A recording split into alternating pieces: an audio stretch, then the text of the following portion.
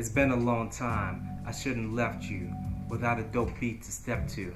I'm back, everybody. After taking a hiatus to go find myself a new job, I've settled into my new role, and I thought it'd be a good time to hop back on the videos. Speaking of new job, I wanted to take it all the way back and talk about my first couple jobs back in high school. So back in the summer of 2005, my mom and I were driving back from our beach vacation. She turns down the radio and she goes, "Alex, you're gonna have to get a job." Huh? I just finished spending all my allowance money. Every young man your age has a job by now. You're gonna have to get a job.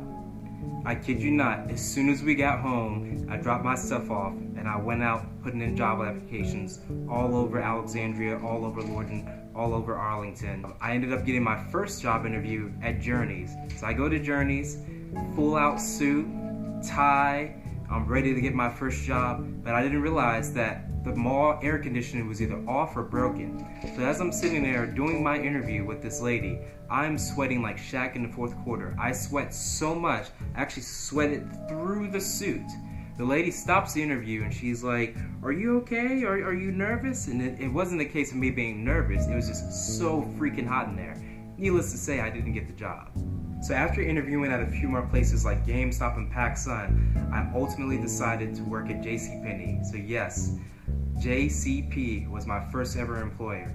They hired me for sales support, making a whopping $7.25 per hour. Mind you, in 2005, a 17-year-old making $7.25 an hour is pretty darn good. The job entailed me just going around the store, finding anything that was on the floor or anything that was misplaced, putting on the hanger, folding it up, putting it back, doing that for 4 hours with my MP3 player in my ear, not even speaking to customers. And as a matter of fact, if a customer came up to me, I was told to send them to the cash register and just continue cleaning. It was the easiest job.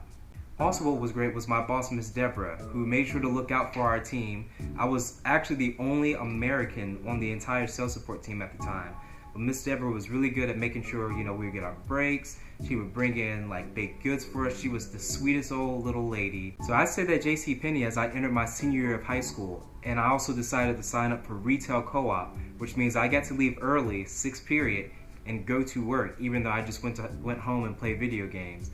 But I was supposed to do assignments and have my boss at work sign off on them. It was all good until Miss Deborah ended up retiring. So the next manager came in, said we weren't allowed to use MP3 players, we had to wear a JCPenney uniform. He also started increasing our hours. I was only working 8 hours a weekend. He started increasing the hours, and he even had me, even though I was under the age of 18, work past midnight.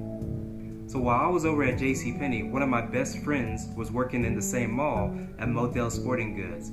After having some conversations, he got me an interview, and the next thing you know, I was over at Modell's. Gotta go to Mo's, gotta go to Modell's. So picture this, me as a high school senior athlete working at a sporting goods store with two of my best friends and future members of the Omega 7 Syndicate, Fee and Issei, talking about sports, selling J's, getting 25% discounts on everything. I was living the dream at the time. Now, a lot of crazy stuff happened while I was at Modell's. The infamous cafeteria shooting at Springfield Mall happened while I was at work that night. It was so sketchy that my mom actually drove to Springfield Mall, spoke to my manager, and was like, "He's coming home right now." Also, while I was at Modell's, one of the managers was stealing from the store, and they investigated everybody in the store. It was my first time ever being sat down in the room with someone holding a tape recorder and interviewing me. So I was at Modell's for probably about 5 or 6 months. It wasn't until about April of 2006 when, for whatever reason, the manager decided to split me and my best friends up. Not only did he put us in different departments, he started scheduling us at different times. It just wasn't the same anymore. So I decided it was time to make another move. So at about this time, all seniors had to do their volunteer hours. So I requested a week and a half off for me to go and do some volunteer work with my church. At the same time, I was interviewing for new jobs. Ultimately, I decided to go to Kohl's and work there as a cash register. So I ended up putting in my notice, and for whatever reason, one of the managers at Modell's, Hunter, decided to schedule me for one day, the one day that I was eligible to work, between me coming back from my time off and me putting in my notice. He, for whatever reason, thought I was going to come in on this one day. I ended up just giving my Modell's uniform to my boy Fee and telling him to hand that in for me. That was that. So around the same time that I was leaving Modell's, my mom was actually using a little bit of nepotism to give me an internship in the federal government. But remember, I was doing a retail co-op for high school, so I had to have a retail job from the start of senior year to the end of senior year, or else I'll fail the class and wouldn't be able to graduate. So when I ended up going to Kohl's, of all places, I figured it would be just like JCPenney, except this time they had me on the register.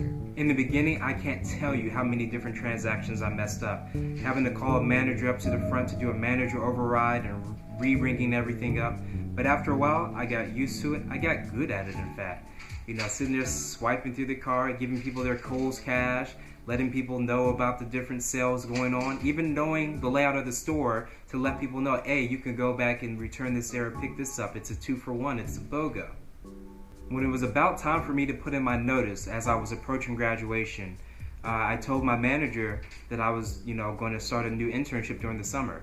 He freaked out. What? You're leaving? I hired you thinking you were going to stay until at least you were leaving for college. This is unacceptable. Well, you have to work every single day of your 2-week notice or else you can never use this on the resume. He went off on me, spoke to me like I was a child. Things only got worse from there. He made me go to the back manager's office and handwrite my letter of resignation on a sheet of notebook paper and sign it and then pinned it to the scheduling board. Furthermore, for every day that I was scheduled during my 2 weeks notice, he made sure to make my life a living hell. He would have me on register. He would have me go back to the bra and panty section as a 17-year-old, go to the bra and panty section and clean it up, having me look like a pervert. I actually ran into one of my classmates there, one of my teammates from the track team, and it was one of the most embarrassing moments of my high school career. After working at JCPenney, Modell's, and Kohl's during my senior year, the summer before I headed off to Virginia Tech, I was an intern at GS2 in the federal government. It was a completely different ball game, getting the chance to work in an office environment. I learned a lot from my retail experience, but I also learned that I didn't want to be in retail for the rest of my life. Thank you for taking the time out of your day to sit down and watch my video. It feels good to be back on YouTube or on Facebook, wherever you're watching this. I intend to make about 10 videos this year, so make sure to subscribe to my channel. Make sure to give this video a like, and I'll see you next time.